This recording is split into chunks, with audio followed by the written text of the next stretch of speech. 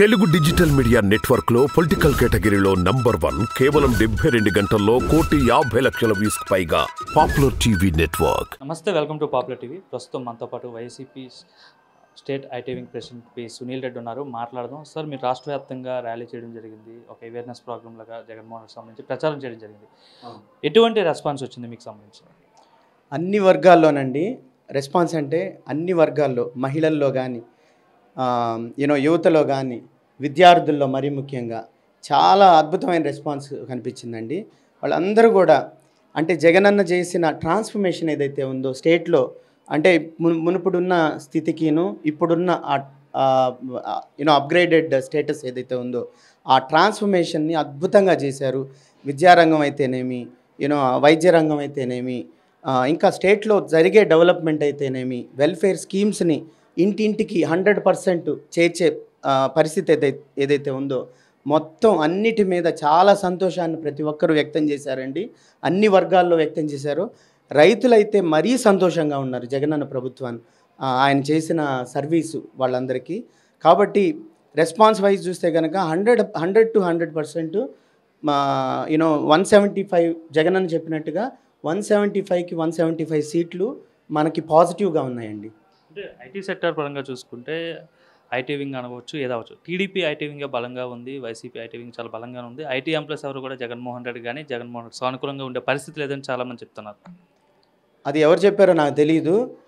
IT wing చూస్తే కనుక IT employees YSRCP వైపే ఎక్కువ మంది ఉంటారు. వాళ్ళు చేసేదంతా అబద్ధ ప్రచారం, అది మీరు నమ్మొద్దు.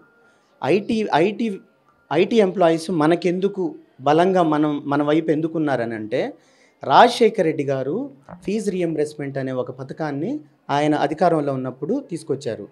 అంతకుముందు ఐటీలో ఎంప్లాయ్మెంట్ అంతా రిచ్ క్లాస్ వాళ్ళకే పరిమితంగా ఉండేది. ఎందుకనంటే ఇంజనీరింగ్ కానీ ఎంసీఏ ఇట్లాంటి టెక్నికల్ ఎడ్యుకేషన్ చదువుకోవాలంటే చాలా డబ్బు అవసరం.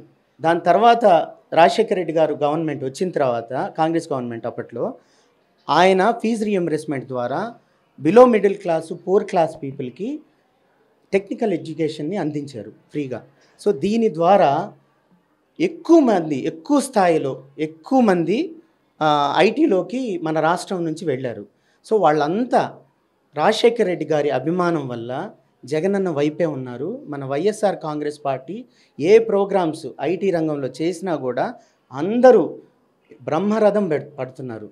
మనం ఒక ప్రోగ్రాంకి వేలాది మంది ఐటీ ఉద్యోగులు వస్తే వాళ్ళ ప్రోగ్రాంకి వాళ్ళ పార్టీ కార్యకర్తల్ని తీసుకొచ్చి వాళ్ళలో మిక్స్ చేసి ప్రోగ్రామ్స్ చేసే పరిస్థితి ఉంది. కాబట్టి ఐటీ నిపుణులు నుంచి చూస్తే కనుక మన పార్టీకే, వైఎస్ఆర్ కాంగ్రెస్ పార్టీకే ఎక్కువ మద్దతు ఉందనేది ప్రతి ఒక్కరికి తెలిసిన అంశం.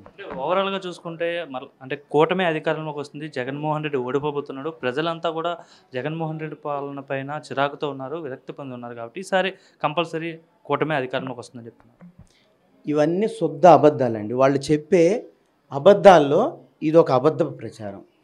ఇది అబద్ధ ప్రచారం అని నేను ఎందుకు అంటున్నానంటే, గ్రౌండ్ రియాలిటీ వేరు. మేము స్వయంగా పోయి చూసాము. ప్రతి ఒక్కరూ జగనన్న అంటే విపరీతమైన ప్రేమతోటే, ఆప్యాయతతోటే ఆయన కోసమే ఓటేసేదానికి సిద్ధంగా ఉన్నారు. రీజన్ ఏంటంటే, మీరు వెల్ఫేర్ స్కీమ్స్ చూడండి. వెల్ఫేర్ స్కీమ్స్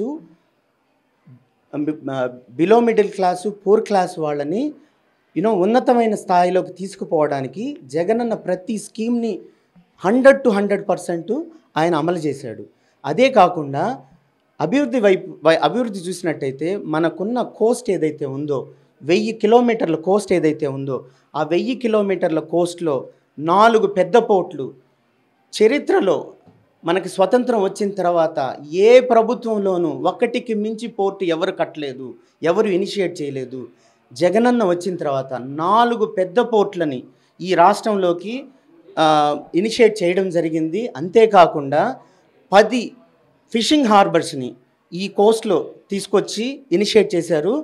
దీని ద్వారా మనం ఆలోచిస్తే కనుక ఎలాంటి ఎంప్లాయ్మెంట్, ఎలాంటి అవకాశాలు మనకు దొరుకుతాయని అంటే, ఈ సీపోర్ట్లను బేస్ చేసుకొని మనకి ఇండస్ట్రియల్ డెవలప్మెంట్ చాలా అధికంగా జరగబోతుంది. ఇండస్ట్రియల్ డెవలప్మెంట్ ఇక్కడ జరిగిన తర్వాత మన మన యువతకి విపరీతమైన ఉద్యోగోపాధి కలగబోతూ ఉంది. ఇవన్నీ తెలుసుకోకుండా వాళ్ళు ఏ అభివృద్ధి జరగలేదు, ఏమి జరగలేదు అని అంటే శుద్ధ అబద్ధము. వాళ్ళ ప్రచారాల్లో మనకి అంటే మన పార్టీ మెరుగ్గా ఉందనే సంగతి వాళ్ళకి తెలుసు. కేవలం ప్రచారంలో అబద్ధాలు తీసుకొచ్చి అందరినీ మసిపూసి మారేటికాయ చేసే ప్రయత్నం చేయబోతున్నారు. అదంతా జనాలు గమనిస్తూనే ఉన్నారు. కాబట్టి దానివల్ల మనకు వచ్చే ఇబ్బంది ఏం లేదు, ఖచ్చితంగా వస్తుందండి.